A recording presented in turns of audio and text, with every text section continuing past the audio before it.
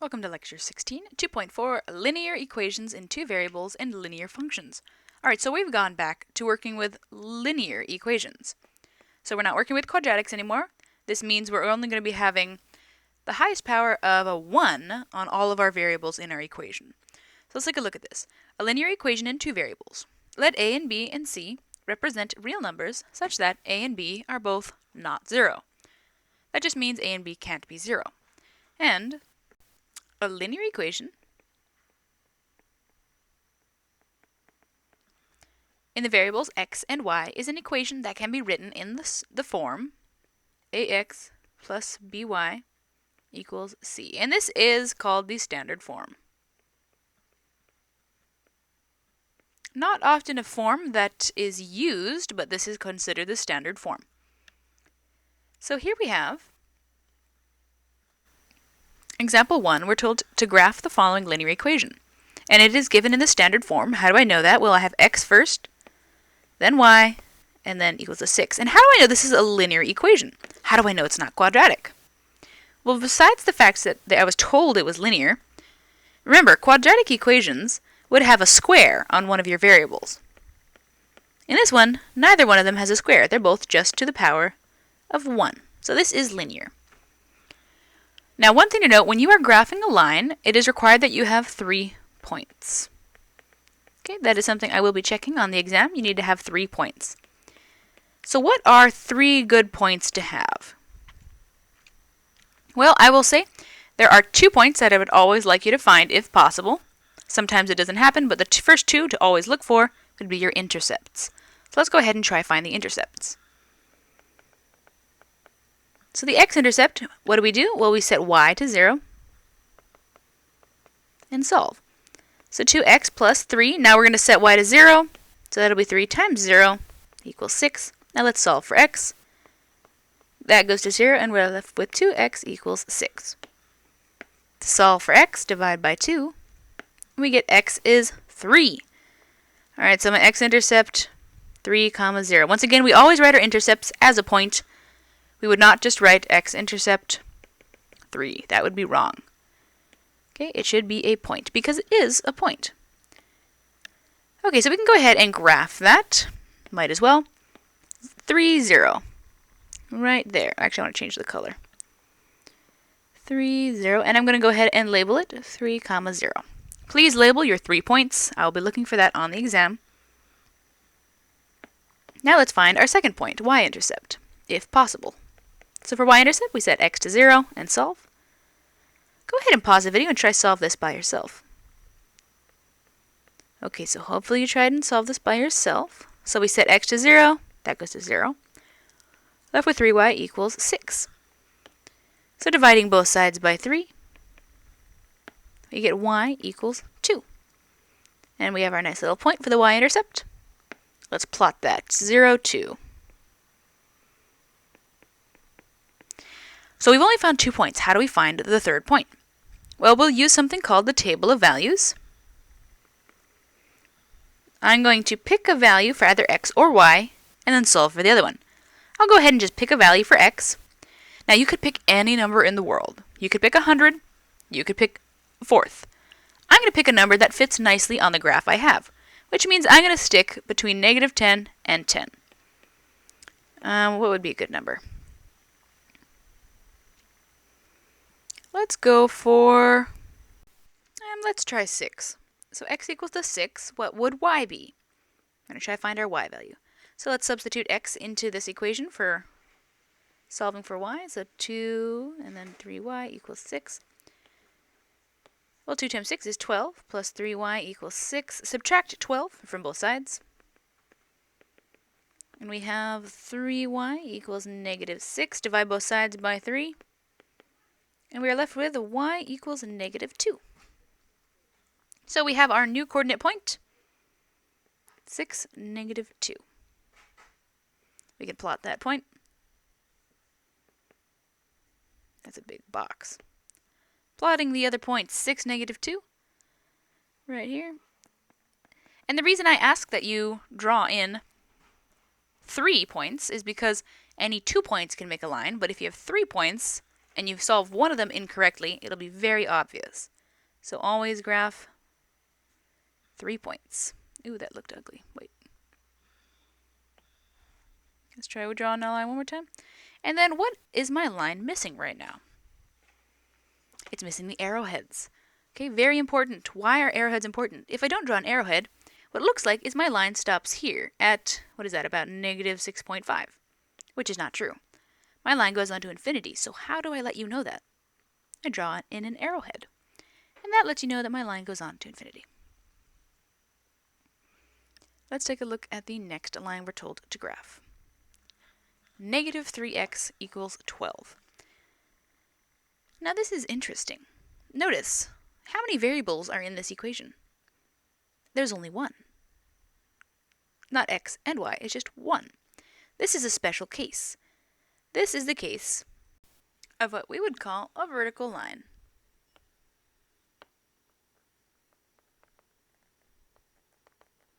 And how did I know that?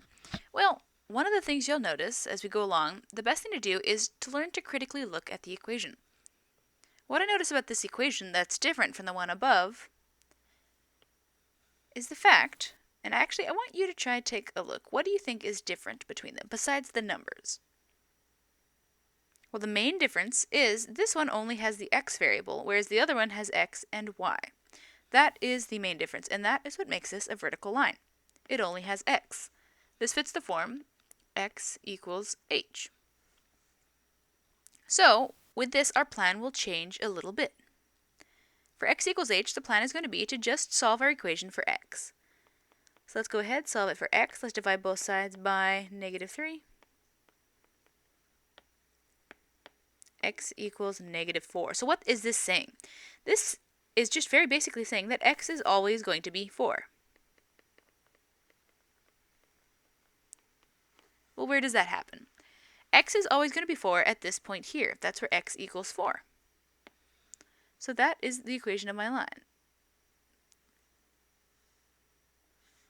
But we can't just leave it like this because remember, we need to have 3 points for our line. So I need to identify 3 points. And always we should identify one of the intercepts if possible.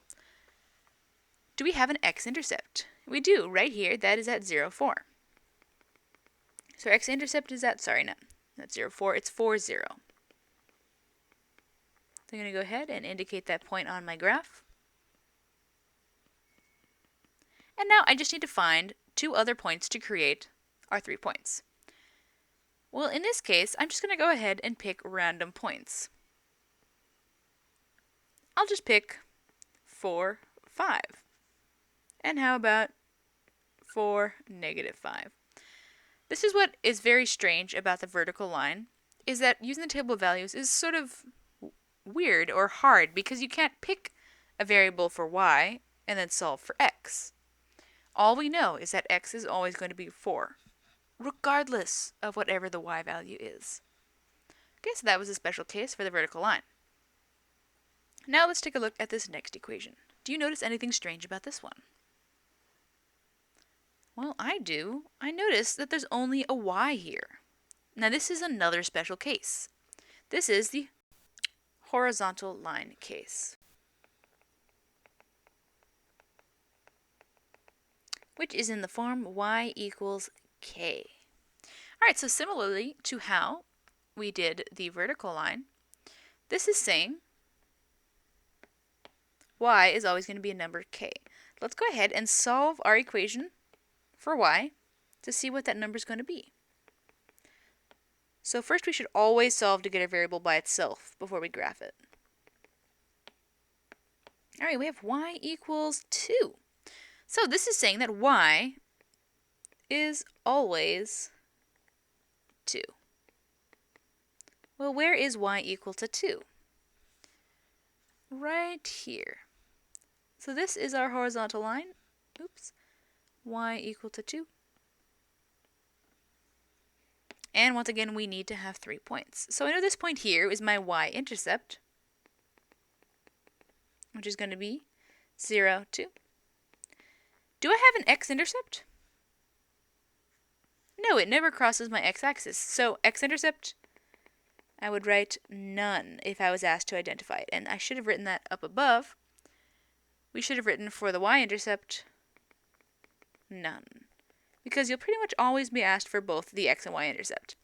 Now, why should I not write y-intercept 0?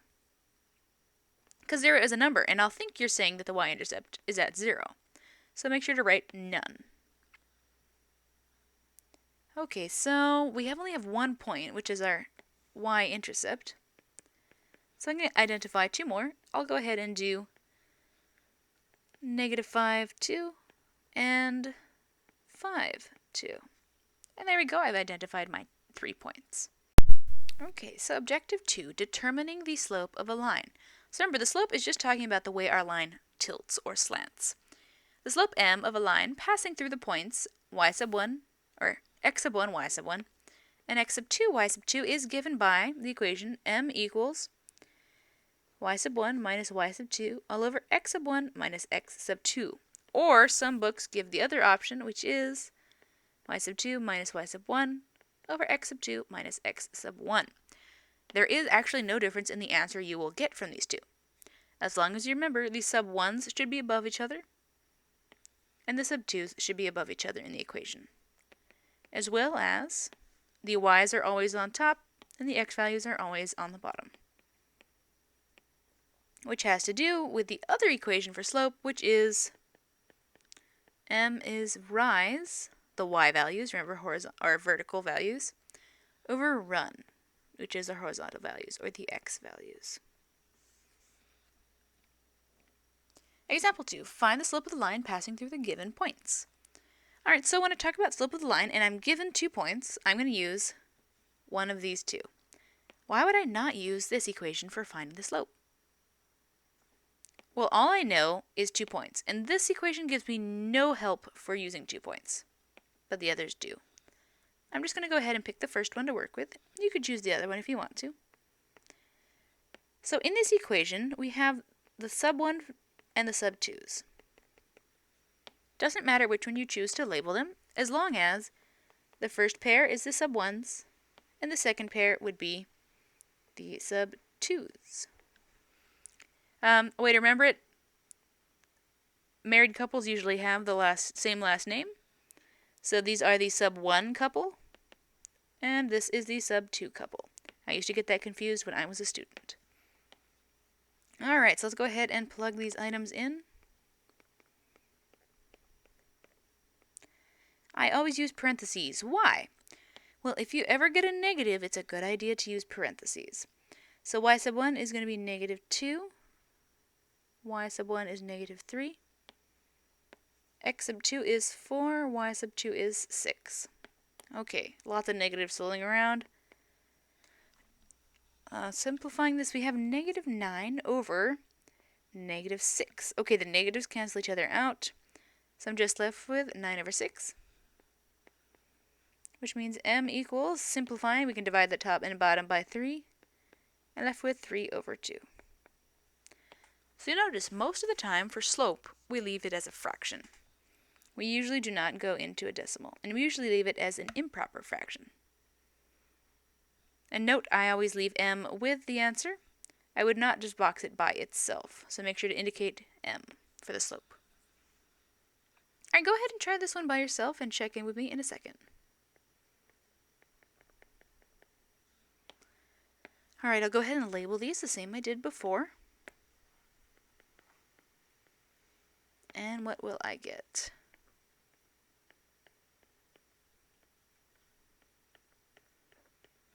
Let's see. So for the y sub 1s, we have 0 and 5 over 2 for the x. And then x sub 2, 1 and -7. 0 minus -7, so it's 7 over 5 over 2 minus 1. Well, we can change that to 2 over 2 using the building up property. And when we subtract those, we get m equals 7 over 3 over 2. There are different ways to deal with this fraction. I'll go ahead with the way that first came to mind. I know this is a division problem. That is saying 7 is divided by 3 over 2. I can change this division problem into a multiplication problem. 7 times, we take the flip, 2 over 3. Then we put 7 over 1. You can do that with any number. And we get m is 14 over 3. And that is simplified. Once again, for slope, usually we'd leave it as an improper fraction unless indicated otherwise. Alright, now let's take a look at example 3. What are the slopes for vertical and horizontal lines? Now these are the special cases. Once again, remember vertical and horizontal lines. I'll go ahead and draw one of each. So let's say this here is a vertical line. And we have another one, our horizontal line. Now, I'm going to use the definition of rise over run for slope. And I'll bring in a regular slanted line for now. So let's say I have a slanted line that passes through these points.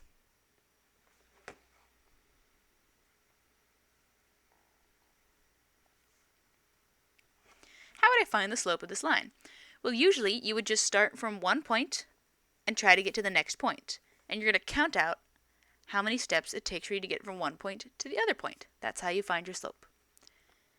So, m would equal, well, what's the rise? If I'm going from this point to this point, it's asking me how many points do I go up. I go 1, 2, so positive 2. If I had gone down, that would have been a negative 2. Now, we're not quite at this point yet. We need to keep moving. So how many do I need to move over? Well, I need to move back 1, 2, 3 points. Since we went back, it'd be negative 3. And that would be a way of finding our slope. Also note, if I had moved forward, that would have been positive. Okay, so that's usually how we count out finding the slope for lines. Let me go ahead and erase this for now. And let's use that same concept to try and discuss the slope for the horizontal line. So I'm going to pick 2 points as usual on my line. It doesn't actually matter because there are a bajillion points on this line. There are infinitely many points. You could not count them all out. Let's try to find out how to get from this point to this point using the concept of rise over run.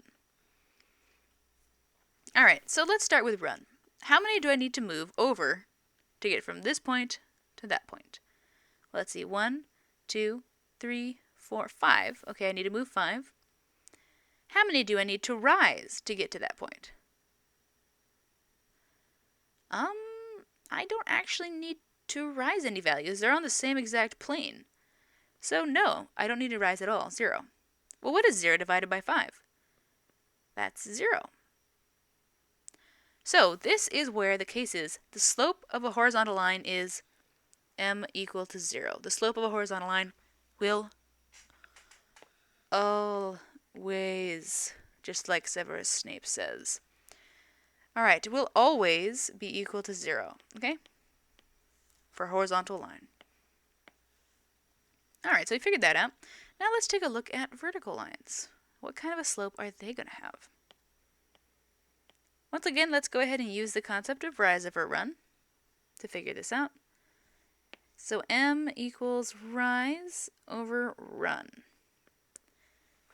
Well, let's just pick 2 random points. We're going to try to figure out how to describe going between them.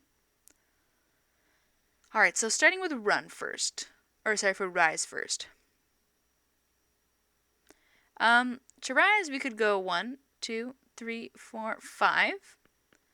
And then how many do we need to run to get to that? Oh, I don't need to run any. They're on the same plane again. So, dividing by 0. Ooh, you may have noticed, hopefully there were some gasps of horror from you all. We just divided by 0. Can we do that? No. Remember, we cannot divide by 0. That is considered undefined. So, this is where we get to the point that the slope of a vertical line is undefined. And you are allowed to abbreviate that with UND. I allow that in my class. Some professors may not allow that. I'm not quite certain how universal that is, but most of my math classes allowed that for undefined. Okay, so, and remember, is the slope of a vertical line always undefined? And your answer is yes, always. Okay, so those are the two special cases. Slope of a horizontal line, 0. Slope of a vertical line, undefined. What are the slopes of all the other lines? Any number imaginable, basically. Alright, so now let's apply the slope-intercept form of a line. So given a line with a slope of m and a y-intercept, the slope-intercept form of the line is y equals mx plus b, where we had our slope m and our y-intercept b. Notice, the slope is not mx, the slope is just the number right next to x. So graph the following line, identify the slope and both intercepts. Well, let's see. The first thing I want to do, I'm going to get this into slope-intercept form. So to do that, I need to have y by itself. So the first thing to do is to minus 2x from both sides. And I get negative 4y equals negative 2x plus 6. Divide both sides by negative 4.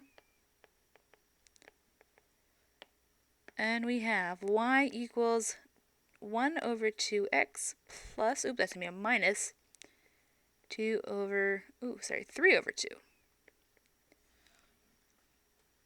Alright, we have slope-intercept form. What is good about this form?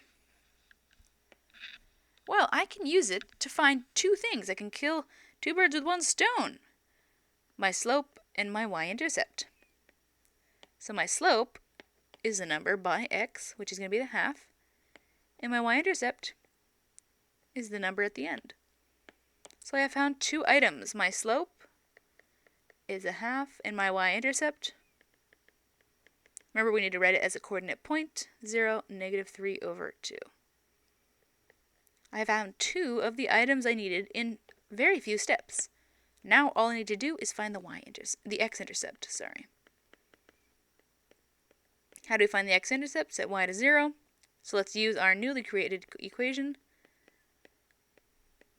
Set y to 0. Actually, Miss Jo, it's subbing in. That's the correct way to do it. So y is 0. Half minus 3 over 2. So we have 0 equals 1 half x minus 3 over 2. Let's add the 3 over 2 to both sides. And we get 3 over 2 equals 1 half x. Now to get rid of the half by the x, let's multiply both sides by 2. That cancels there, and we are left with 3 equals x. So my x-intercept is 3, 0. Alright, let's go ahead and graph these items. What do we have? We have the y-intercept negative 3, 2, which is negative 1.5. Negative 1.5 right there. As always, label your points. That is something I will be checking for on work. And then your y-intercept, 3, 0. 3, 0.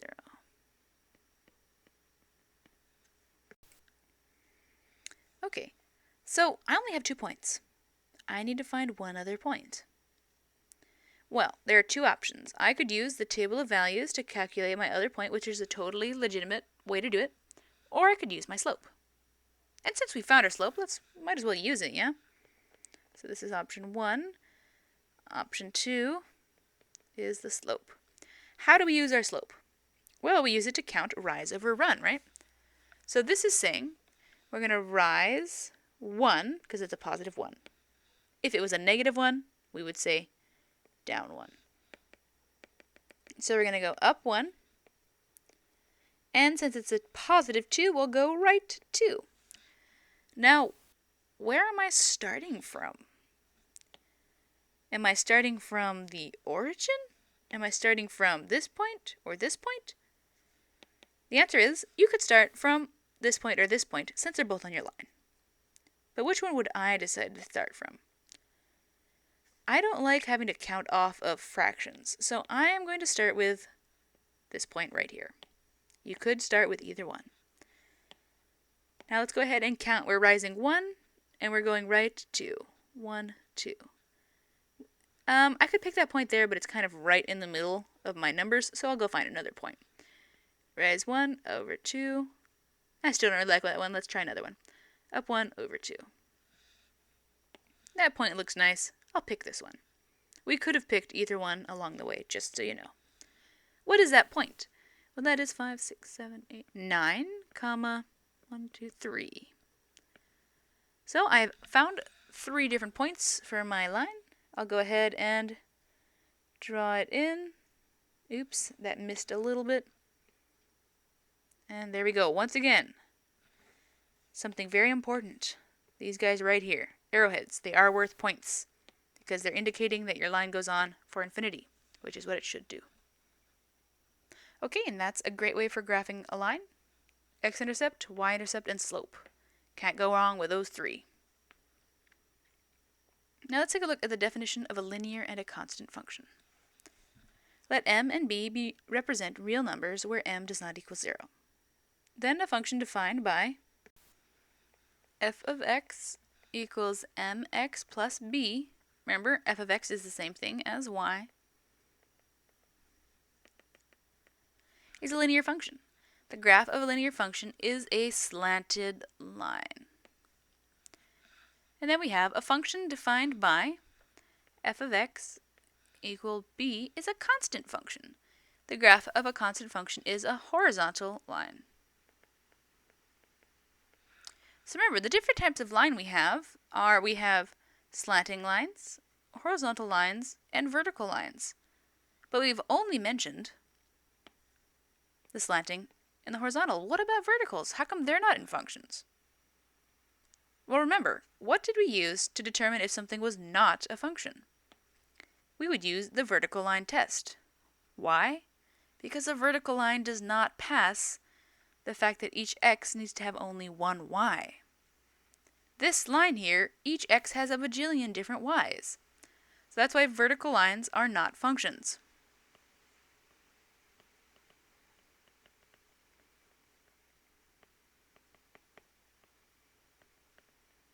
Okay, good to keep that little bit of trivia in your mind.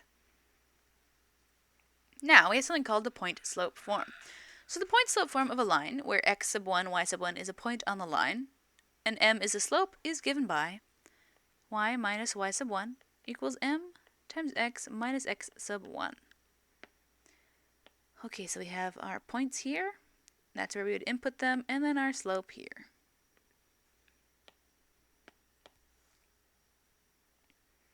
For example 5, write an equation of the line passing through the point 5, 3, and with the slope m equals negative 2. Answer in slope-intercept form. Alright, we're given a point and a slope. And we know 2 equations for lines. We know the first one, y equals mx plus b, which is slope-intercept form, which is what we want for this equation. And we know our new one right here, which is the point-slope form. Which one is going to be more useful to us for this problem? Well, let's write out what we need to fill these in. To fill this one in, I need a slope and my y-intercept. To fill out this equation, I need my slope and 1 point. I'm going to ask myself, which one of these do I have? Well, I'm given the slope, so we both have those. But then I'm given a point. And this point is not the y-intercept. I don't have the y-intercept. I do have a point. So which equation is best to use? This one right here. Alright, so let's go ahead and clean this up so we can work on this. We know the best one to use is going to be the point-slope form. So let's start filling that out. I'm going to write down my point-slope form. Writing down your equation before you fill it out is always a good idea. Then I'm going to go ahead and replace these. So 5 is x, and 3 is the y. Oops, wrong colors. Let me redo that. I got 5 and y. And then my slope is negative 2.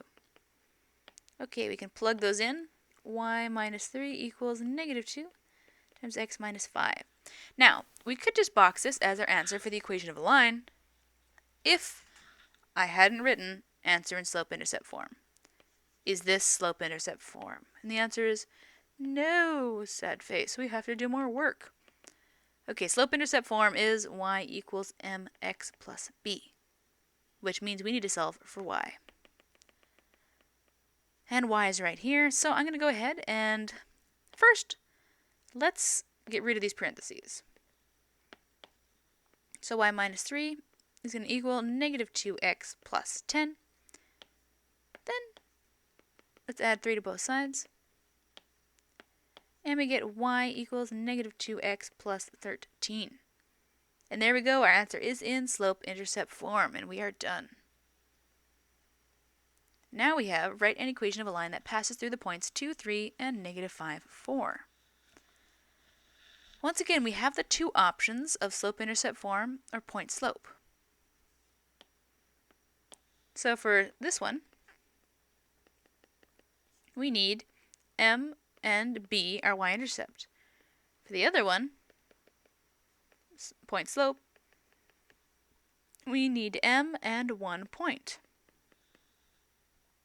But we're only given 2 points. And none of those are y-intercepts. So we don't have the slope and we don't have a y-intercept. This seems like a really bad choice. While we don't have the slope, we do have 1 point. And remember, we can find the slope using 2 points. So once again, this looks like our best bet for the equation to use. Okay, I'm going to go ahead and clean this up.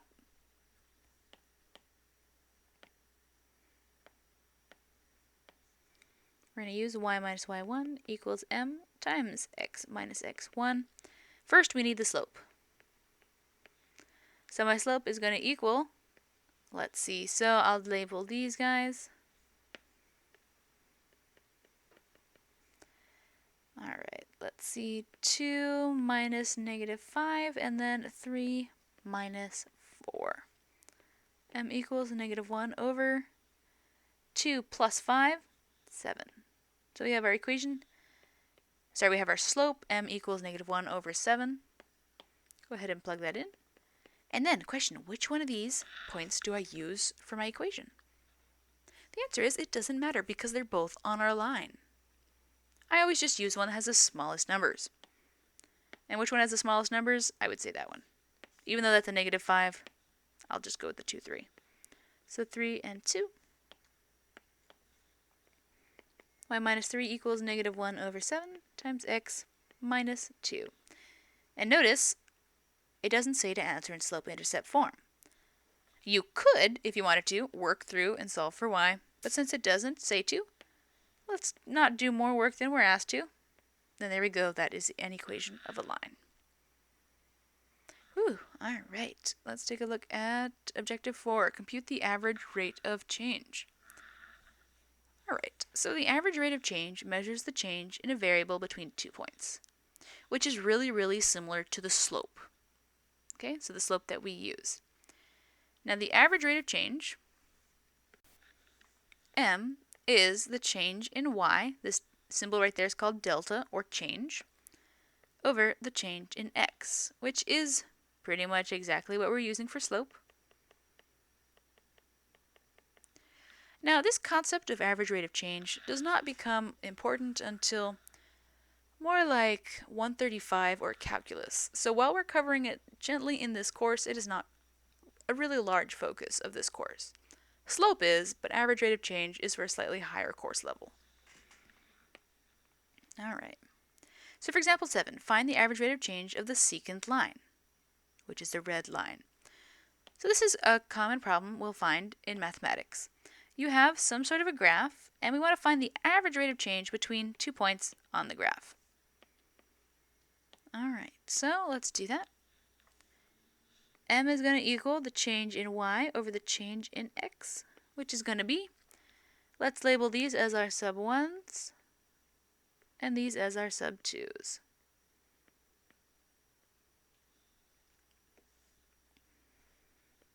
So then, using our formula slightly different, we have 1 minus negative 2 over 3 minus 0. That'll be 3 over 3, which equals 1. So m equals 1. Or we would write average rate of change.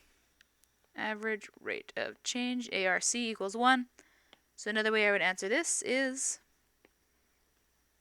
if I want to be very specific with my labeling, which is always a good idea, average rate of change, ARC. Now let's take a look at objective 5, solving equations and inequalities graphically. And I believe this is the last objective for this section. Alright, so given a 2 by 2 system of linear equations, you can find the following possible solutions. Okay, first off, what is a 2 by 2 linear equation system? That is where you just have two equations of a line, for example 2xy equals 3, and another equation, let's say x plus 3y equals 5. And you use this bracket thing to say, I'm trying to figure out where these two equations intersect on the graph. That is the goal of a linear equation system. So, we have three different options for how these lines could intersect. For option 1, let's say I have two lines that are both slanting.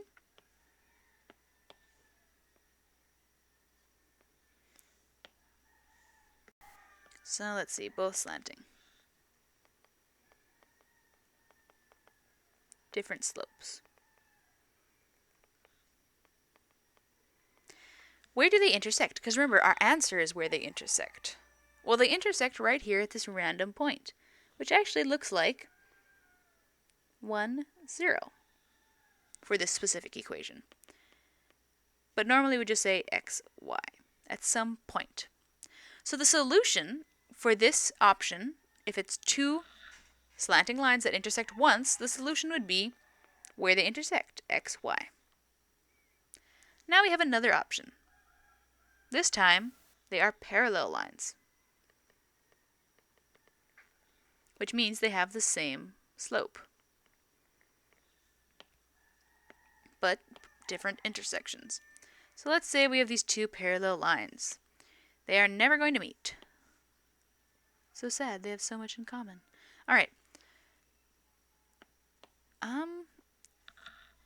Remember, the solution is where they intersect, right? That's what we're looking for. And these guys are never going to meet. That's sort of the definition of these two. Well, what would our solution be if they're never going to meet? There is no solution. So our answer is no solution. Now for option 3. We have the same line. Let's say you're working along and all of a sudden you find out they're the exact same line.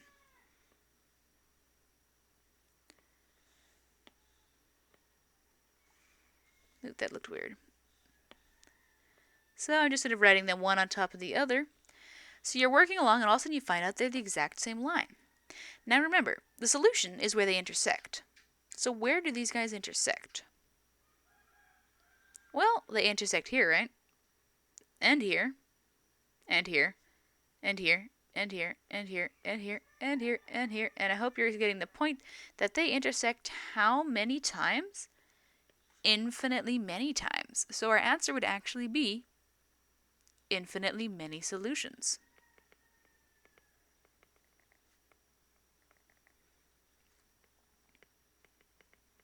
So be careful here.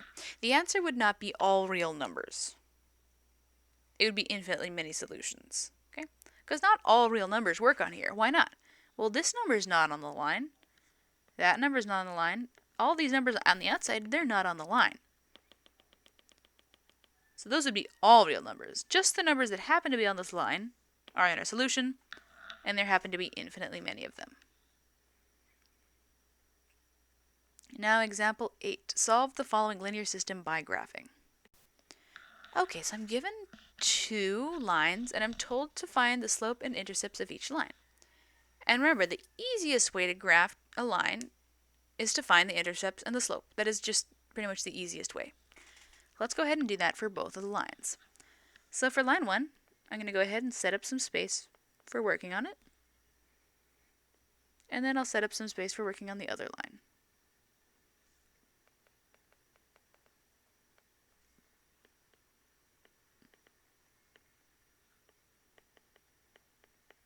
And I'm going to work on them separately and graph each one separately. So for the first line, I'm going to go ahead and get it into slope-intercept form. Why? Because then you can easily find the slope and the y-intercept. To do that, let's subtract x from both sides, and then we get that y equals negative x plus 4. So what is my y-intercept and what is my slope?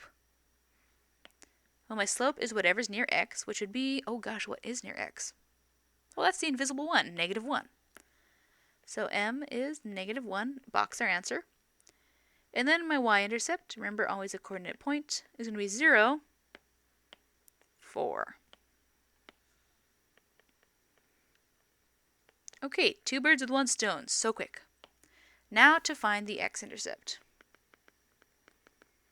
We'll set y to 0. We can use our equation right here. Setting y to 0, we'll have negative x plus 4.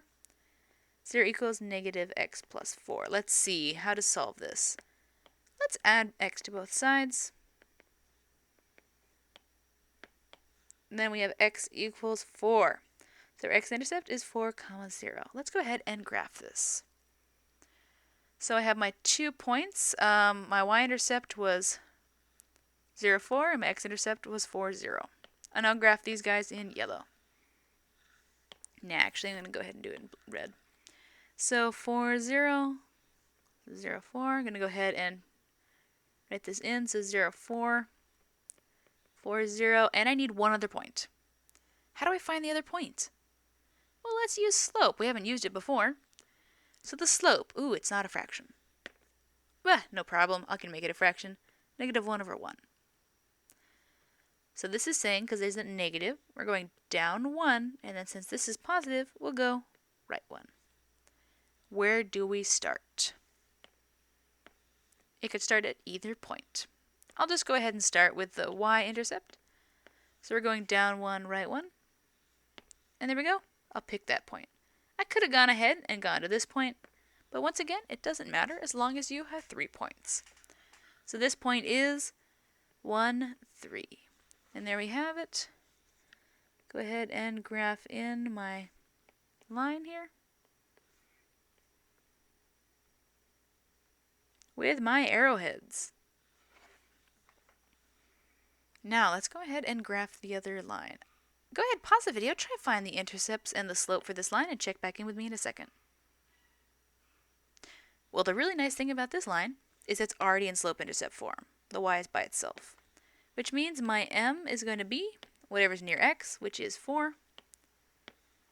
And my y is going to be, or my y-intercept is going to be negative 1.